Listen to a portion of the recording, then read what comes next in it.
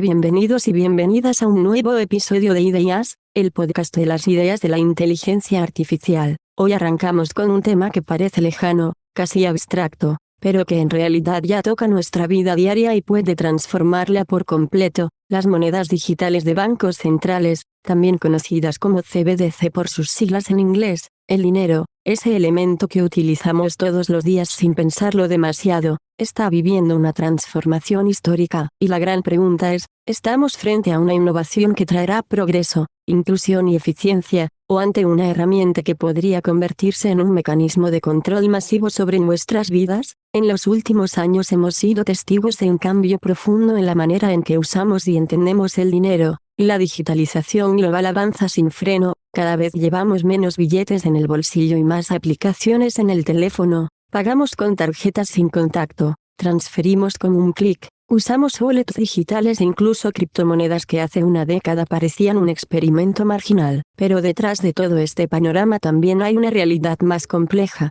crisis financieras que pusieron a prueba la confianza en los sistemas bancarios, inflación en distintas partes del mundo y una carrera tecnológica entre potencias que no quieren perder el liderazgo en la próxima gran revolución monetaria. Este episodio inicia explorando esa transformación, cómo el dinero físico, que alguna vez fue el símbolo más tangible de valor, está cediendo terreno poco a poco al dinero invisible de los registros digitales. Y en ese contexto surgen las CBDC, una propuesta que no proviene de empresas privadas como las criptomonedas, sino de los propios bancos centrales, es decir, de las instituciones que históricamente han tenido el control sobre la emisión de dinero. Lo interesante es que, aunque todavía parecen proyectos en desarrollo, su implementación ya no es un si algún día sucederá, sino un cuándo y cómo se integrarán en nuestra cotidianidad. Así que en este primer segmento vamos a poner las bases de todo lo que discutiremos en los próximos minutos. El dinero está cambiando y lo hace a una velocidad que pocos imaginan. Quizá dentro de unos años recordemos los billetes y monedas físicas como hoy recordamos los cheques o las libretas de ahorro, reliquias de un sistema que funcionó, pero que ya no se adapta a un mundo digital y globalizado. La gran cuestión es qué significa esto para nosotros, para nuestra privacidad, para nuestra economía personal y para la manera en que los gobiernos entienden el poder de manejar algo tan fundamental como el dinero. La historia del dinero es, en realidad, la historia de la confianza. Desde los primeros intercambios de bienes en el trueque, lo que daba valor no era el objeto en sí, sino la seguridad de que la otra parte cumplía. El oro, con su rareza y durabilidad, vino después a simbolizar un valor universalmente aceptado. Sin embargo, transportar oro no era práctico, y allí nacieron los billetes respaldados por reservas, un papel que valía no por lo que era, sino por lo que representaba. Con el tiempo, esa promesa también cambió. Ya no hacía falta que el papel estuviera vinculado a una cantidad fija de oro, lo que marcó un salto enorme en la forma de entender el dinero. El siglo XX aceleró esta transformación con las tarjetas bancarias, los cajeros automáticos y, más recientemente, con las transferencias electrónicas y aplicaciones móviles que hicieron que el dinero físico comenzara a diluirse en la experiencia digital cotidiana. Ya no necesitábamos tocarlo para sentir que existía, y en paralelo, surgieron las primeras formas de dinero digital nativo, plataformas como PayPal o las wallets electrónicas, que nos permitieron enviar y recibir dinero casi como enviar un correo electrónico. La experiencia de pagar se convirtió en algo inmediato y sin fronteras, sentando las bases de lo que vendría después. El auge de las criptomonedas fue un quiebre más profundo. Bitcoin y Ethereum no solo propusieron nuevas tecnologías, sino que también cuestionaron algo fundamental: ¿por qué debe el dinero estar controlado por un banco central? Al ser descentralizadas, estas monedas reabrieron un debate que parecía cerrado: si la confianza en el dinero debía estar en las instituciones o en la tecnología que lo sustenta. De alguna forma, el éxito de las criptomonedas no está solo en su valor de mercado, sino en que obligaron a los gobiernos y bancos centrales a repensar su papel. Fue esta presión, sumada a la acelerada digitalización de la economía, la que abrió la puerta al concepto de monedas digitales emitidas directamente por los estados, las CBDC. En este punto del episodio es importante detenernos y entender con claridad qué significa realmente una moneda digital de banco central, o CBDC. No estamos hablando de una criptomoneda como Bitcoin, creada en un sistema descentralizado, sin un emisor central y respaldada únicamente por la confianza en su red. Aquí, Lo que tenemos es dinero digital que nace directamente del Banco Central de un país, con el mismo respaldo que hoy tiene el billete físico o la moneda metálica, pero en un formato completamente digital. En otras palabras, no sería un activo volátil como las criptomonedas, sino la representación digital del dinero oficial de un Estado. La gran diferencia está en el control. Mientras que las criptomonedas existen en un ecosistema descentralizado y, en teoría, fuera del alcance de los gobiernos, las CBDC están diseñadas para ser gestionadas y supervisadas por las autoridades monetarias. Este contraste abre inmediatamente el debate. ¿Estamos ante una herramienta de modernización del dinero o ante un mecanismo que podría derivar en un control total de nuestras finanzas? Actualmente, varios países están experimentando con esta idea. China lleva la delantera con su yuan digital, ya probado en ciudades piloto y utilizado en grandes eventos como los Juegos Olímpicos de Invierno. Nigeria lanzó su Naira con la promesa de incluir financieramente a millones de personas que no tenían acceso al sistema bancario. En Europa, el Banco Central Europeo está en fase de pruebas con el euro digital, mientras que en Estados Unidos se discuten prototipos de lo que podría ser un futuro dólar digital. Cada uno de estos casos nos muestra diferentes motivaciones, desde la inclusión financiera, hasta la competencia geopolítica y el control económico. Además, es fundamental entender que existen dos tipos de CBDC, las retail, que estarían disponibles para los ciudadanos comunes como tú y yo, funcionando prácticamente como una cuenta directa con el Banco Central, y las wholesale, diseñadas únicamente para operaciones interbancarias y de gran escala. Esta distinción marcará el grado de impacto en nuestra vida diaria. Mientras una retail podría transformar la forma en la que pagamos en el supermercado o enviamos dinero al extranjero, una wholesale operaría más silenciosamente, afectando al sistema financiero desde sus cimientos. Este panorama nos permite ver que las CBDC no son simplemente una versión digital del dinero que ya conocemos, representan un rediseño profundo del sistema financiero y, al mismo tiempo, una promesa de eficiencia que no podemos ignorar, pero también abren la puerta a nuevas tensiones, entre libertad y control, entre innovación y vigilancia. Las promesas y ventajas de las monedas digitales de bancos centrales suelen presentarse como la cara amable de esta innovación financiera. La narrativa oficial se centra en la posibilidad de una verdadera inclusión financiera. Millones de personas que hoy no tienen acceso a una cuenta bancaria podrían integrarse en el sistema con solo un teléfono móvil y conexión a Internet. En países donde el acceso a servicios bancarios es limitado, esto suena a revolución, reducir la exclusión, formalizar la economía y abrir puertas a servicios financieros que antes eran impensables. No es casualidad que muchas pruebas piloto de CBDC se estén realizando en países en vías de desarrollo, donde esta promesa tiene mayor atractivo social y político. Otro de los grandes argumentos es la eficiencia en los pagos. Imaginen enviar dinero a otro país y que llegue en segundos, sin los costos excesivos de las transferencias internacionales actuales. Una CBDC puede, en teoría, hacer posible transacciones transfronterizas inmediatas y con costos mínimos. Esto no solo beneficiaría a las personas que envían remesas que en algunos países representan una parte vital de la economía, sino también a las empresas, al comercio internacional y al turismo. A la par, los bancos centrales señalan un beneficio adicional: la lucha contra el lavado de dinero, el financiamiento ilícito y la evasión fiscal. Un dinero totalmente digital, emitido y registrado por el Estado, permitiría tener trazabilidad completa de cada movimiento, lo cual fortalecería la transparencia, al menos desde la perspectiva gubernamental. También se suele enmarcar el desarrollo de CBDC como una respuesta estratégica ante la hegemonía de las criptomonedas privadas y extranjeras. Si Bitcoin o una stablecoin dominada por grandes corporaciones se convirtiera en el medio de intercambio global, los bancos centrales perderían gran parte de su capacidad de regulación y control económico. Con su propia moneda digital, los estados buscan recuperar protagonismo y no quedar rezagados en esta carrera hacia la digitalización monetaria. En algunos discursos, incluso se habla de democratización del dinero digital, que no quede en manos de unos cuantos gigantes tecnológicos, sino que se mantenga bajo la tutela pública. El ejemplo práctico que suele usarse para ilustrar estas ventajas es el envío de remesas.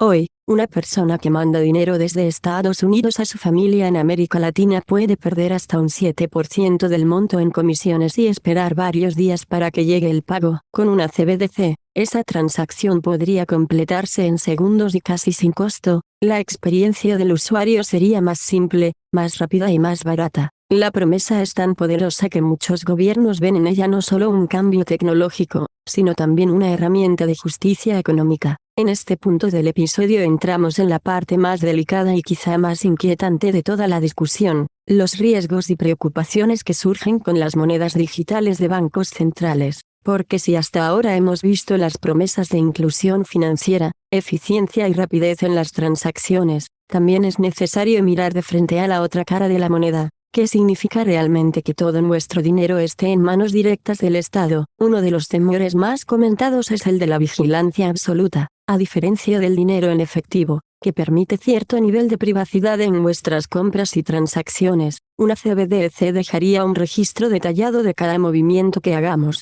desde un café en la esquina hasta una transferencia internacional. Esto abre la puerta a un escenario en el que los gobiernos puedan monitorear, limitar o incluso bloquear gastos según criterios que podrían ser económicos, políticos o sociales. Imaginen, por ejemplo, que el dinero que reciben como salario tenga condiciones programadas, solo se puede gastar en ciertos productos, en ciertas zonas o dentro de una fecha límite. El concepto de dinero programable que suena tan eficiente para políticas públicas también podría convertirse en una herramienta de control masivo. Además, se plantea la posibilidad de una discriminación financiera. ¿Qué pasaría si se decide restringir el acceso al dinero digital a ciertos grupos, como castigo por incumplir reglas fiscales, ambientales o incluso ideológicas? No estamos hablando de ciencia ficción. En China ya se han probado sistemas de crédito social que vinculan el comportamiento ciudadano con beneficios o restricciones. Con una CBDC, estas medidas tendrían un poder mucho mayor, ya que no solo controlarían los servicios,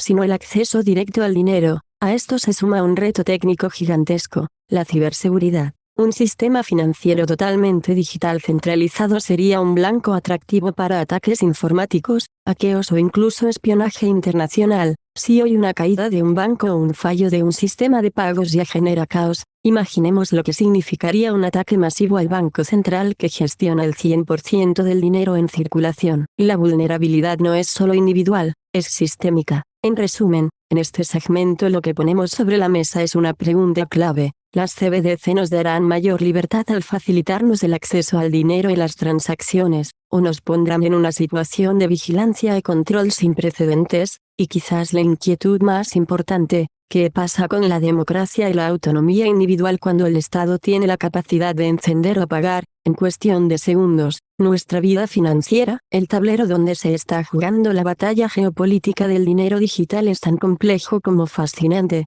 China ha tomado la delantera con su yuan digital, no solo como herramienta financiera, sino como un instrumento de poder blando y duro a la vez. Al permitir transacciones rápidas, seguras y sin depender del sistema SWIFT controlado en gran parte por Occidente, el yuan digital se convierte en un arma estratégica que le da a China más autonomía en sus intercambios internacionales, especialmente con países que buscan alternativas al dominio del dólar. La visión de Pekín es clara: si el futuro es digital, el control de esa infraestructura será tan importante como el control de los mares en el siglo pasado. Estados Unidos, por su parte, no puede quedarse atrás. El dólar es mucho más que su moneda nacional, es la base del sistema financiero global y el símbolo de su influencia económica. La discusión sobre un dólar digital no se trata solo de innovación tecnológica, sino de mantener la hegemonía frente a un posible nuevo orden. Si el yuan digital logra consolidarse en los mercados emergentes y en las transacciones internacionales, el dólar correría el riesgo de perder su rol como moneda de reserva mundial. Y ese sería un cambio sísmico en la geopolítica, comparable a la caída del oro como respaldo monetario en el siglo XX. Europa intenta jugar un rol intermedio con el euro digital, buscando presentarse como un espacio de estabilidad y confianza, pero enfrenta el reto de coordinar a más de 20 países con realidades económicas muy distintas. América Latina, en cambio, avanza con pasos experimentales. Brasil prueba con el real digital, mientras que otros países estudian el tema con cautela, balanceando las promesas de inclusión financiera con los riesgos de mayor dependencia tecnológica y política. A todo esto, hay un jugador que no podemos ignorar: las criptomonedas privadas y las stablecoins. Mientras los estados compiten por imponer sus monedas digitales, proyectos como Tether o USDC ya mueven miles de millones de dólares cada día sin necesitar permiso de ningún gobierno. En ese sentido, la competencia no es solo entre naciones, sino entre modelos de control estatal y ecosistemas descentralizados que proponen una alternativa más libre, aunque también más volátil. La pregunta que surge es inevitable: ¿el futuro del dinero será definido por la competencia entre estados,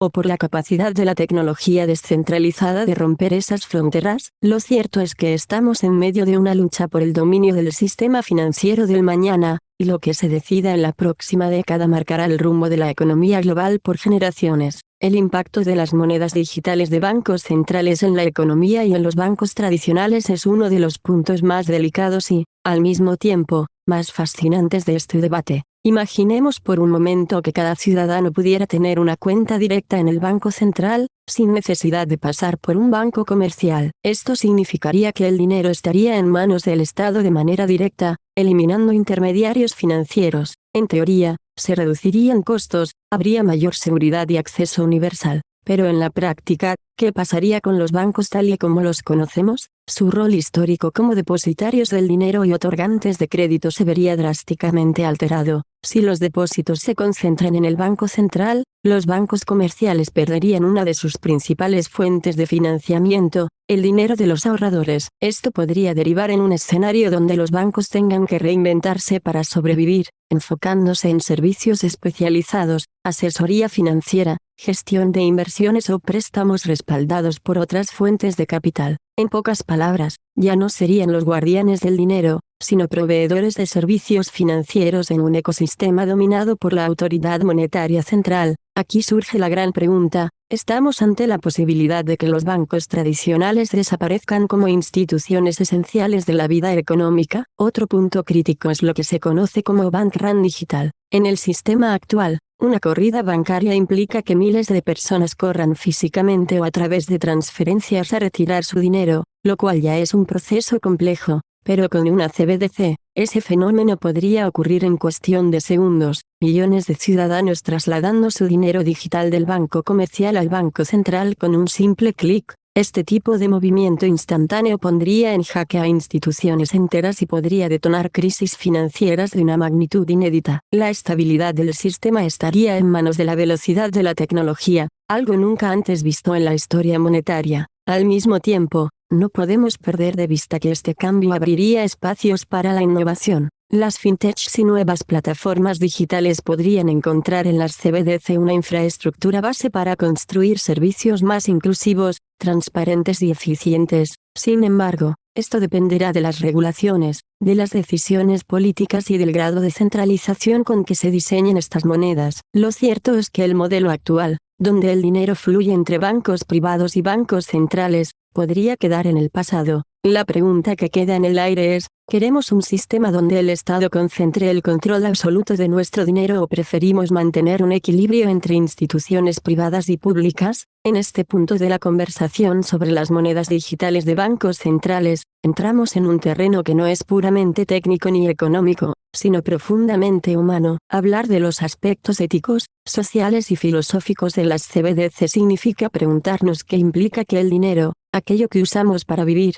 intercambiar, construir y hasta soñar, esté totalmente trazado y bajo control estatal. La gran pregunta es: ¿puede existir un dinero verdaderamente neutral en un mundo digital donde cada transacción deja una huella imborrable? Las CBDC prometen eficiencia, seguridad y accesibilidad, pero también plantean dilemas que tocan fibras muy sensibles. Por un lado, podrían ser una herramienta para reducir desigualdades. Personas sin acceso a bancos tradicionales podrían participar plenamente en la economía digital. Pero al mismo tiempo, la capacidad de un Estado para programar el dinero, decidir en qué se puede gastar, limitar su vigencia o condicionar su uso abre un debate ético enorme. ¿Qué pasa si el dinero deja de ser una expresión de libertad individual y se convierte en un mecanismo de control social? Desde una perspectiva filosófica, el dinero ha sido siempre una extensión de nuestra confianza mutua y de la autonomía que tenemos como ciudadanos. Sin embargo, si cada transacción está registrada,